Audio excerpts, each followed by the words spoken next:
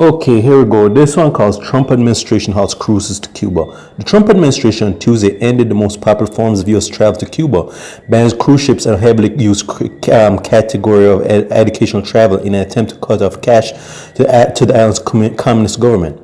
Cruise travel from the United States to Cuba began in May 2016 during President Barack Obama's opening with the island. It has become the most popular form of U.S.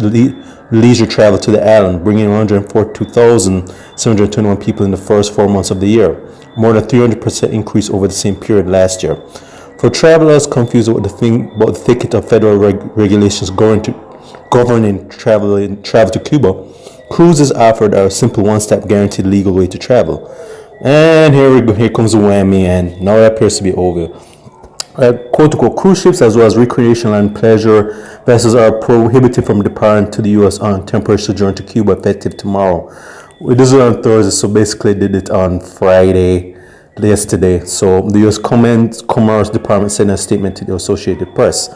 New restrictions are part of a broader effort by the administration of Donald Trump to roll back the Obama-era efforts to restore normal relations between the United States and Cuba, meaning that they want to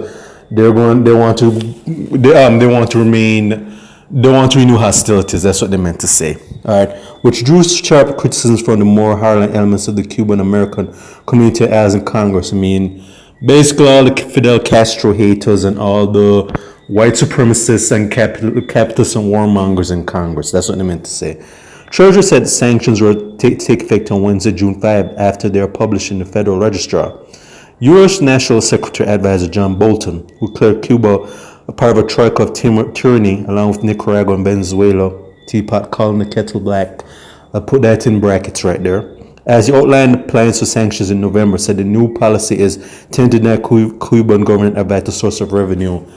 Or better, this is what they meant to say, that they want to punish Cuba for continuing to alliance with Venezuela, who they are hell-bent on destabilizing right now. But anyways, quote unquote, we'll continue to take actions to restrict the Cuban regime's access to US dollars, Bolton said on Twitter.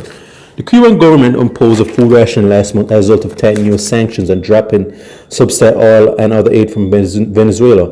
For the Cuban government, cruise travel generated millions of dollars a year in docking fees and payments for onshore excursions, although these figures were never made public. Cuba also has become the most requested destination for many South Florida-based cruise lines. Cruise companies appear to be caught off guard, with several, including Norwegian Cruise Lines and Royal Caribbean, urging ticketed passengers to be patient in response to queries on social media. Finally, more than 9 hours after Treasury announcement, Royal Caribbean said it was canceling the Cuba stops on June 5 6 cruises and would issue further guidance on future trips as soon as it was practical. Quote unquote, we expect to know more within the next 24 hours. I will communicate any changes as soon as we're able. In the meantime, we're adjusting the itineraries as of our June 5 and 6 sailings. We will no longer stop in Cuba. We're communicating with our guests about those changes, Royal Caribbean said in a notice posted to its website. Cruise lines carrying passengers booked before Tuesday had been hoping they could request specific federal permits to complete their trips to Cuba, said Pedro Freire, a Miami-based attorney who represents Carnival and 3 other major cruise lines. Norwegian Cruise Line said in a statement they have scrutinized the new rules, consulting with lawyers and trade experts. So there you have it. So again, this has been going on. I've been doing some videos in state of Jamaica, Caribbean, stating that they're stepping up the sanctions on Cuba because for decades they've always had for Cuba. After basically when Castro took in and after he ousted America's puppet Batista. And from that point on, America has basically had a vendetta against Cuba for defying them, or basically not bowing down to them. And you know, when Obama was in office, he rolled the sanctions back a bit, and now Trump's in, he basically hell bent on just reversing everything Obama's done, and that one thing is sticking it to Cuba. And also, as I said before, is the fact that the U.S. has a very wicked and demonic campaign to destroy Venezuela, because they've always had it for Venezuela as well. And the fact that Cuba is one of the Caribbean countries who has more backbone to not bow down to the U.S. Unlike Jamaica, I'm sorry I have to bring that in here.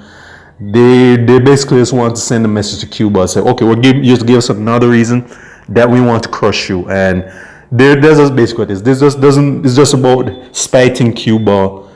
And it doesn't matter who gets inconvenienced, because all these cruise line businesses have been inconvenienced. But Trump is basically saying, like I said, when the empire is on the march and we want to destroy our enemies, there are going to be casualties. We don't care who gets caught in the crossfire. And as I said before, that this is just it's just wicked and demonic what they're doing. And as I said, and to be fair, I'm not putting all the blame on Trump. Trump is just doing what a lot of these agendas were there before Trump, and Trump is just their current mouthpiece for it. But as I said, I do hope this blows up in their face in the end, cause like I said, like when you do wicked, evil things like that, when you try to destroy countries, people's livelihoods, cause they're not bound down to you, that is you deserve to rot in hell for that. And like I said, the imperial forces in the empire, all right, regardless of what's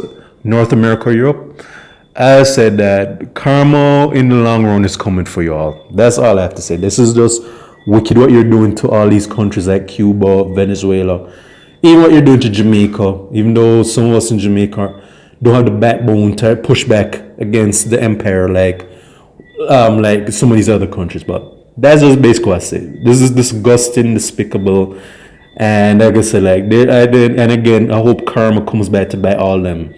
All right, so I have to say, I put this in State of Jamaica and Caribbean. Check out my other YouTube pages. Miles Goodson Farron, Miles Just Productions. Okay.